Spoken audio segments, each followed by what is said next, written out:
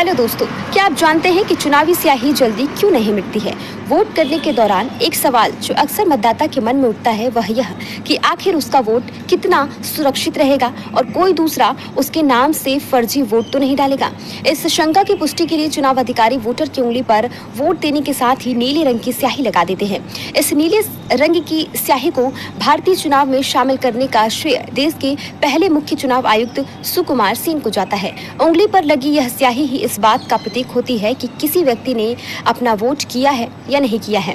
लोग स्याही लगी अपनी उंगली की तस्वीर फेसबुक, ट्विटर और इंस्टाग्राम पर पोस्ट कर रहे हैं। इस बीच कुछ ऐसे भी लोग हैं जिनके मन में यह सवाल हमेशा उठता है कि क्या इस नीली स्याही को मिटाया जा सकता है। तो चलिए मैं आपको बताती हूँ कि चुनावी स्याही कहाँ बनती है और यह जल्दी ही क्यों नहीं मिटाई जा सकती।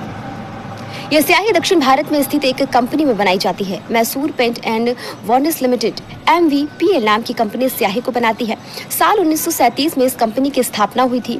उस समय मैसूर प्रांत के महाराज नलवाड़ी कृष्ण राजा वडियार ने इसकी शुरुआत की थी। कंपनी इस चुनावी स्याही को थोक में नहीं बेचती है। MVPL के जरिए सरकार या चुनाव से जुड़ी एजेंसियों को ही इस स्याही को सप्लाई किया जाता है।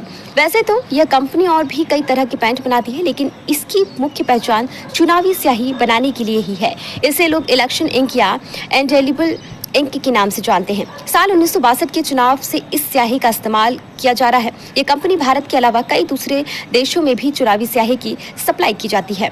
इसी के साथ मैं आपको बताऊंगी कि चुनावी स्याही जल्दी क्यों नहीं मिटती है। जी हाँ, चुनावी स्याही को बनाने के लिए सिल्वर नाइट्रेट केमिकल का इस्तेमाल किया जाता है, जिसे कम से कम 72 घंटे तक त्वचा से मिटाया नहीं जा सकता है। सिल्वर नाइट्रेट केमिकल को इसलिए इस्तेमाल किया जाता है क्योंकि यह पानी के संपर्क में आने के बाद काले रंग का हो जाता है और मिटता नहीं है। जब चुनाव अधिकारी वोटर की उंगली पर स्याही लगाता है तो सिल्वर नाइट्रेट हमारे शरीर में मौजूद नमक के साथ मिलकर सिल्वर क्लोराइड बनता है। सिल्वर क्लोराइड पानी में घुलता नहीं है और त्वचा से जुड़ा रहता है। इसे साबुन से भी नहीं धोया जा सकता है। यह निशान तभी मिटता है जब धीरे धीरे त्वचा के सेल पुराने होने लग जाते हैं और वो उतरने लग जाते हैं।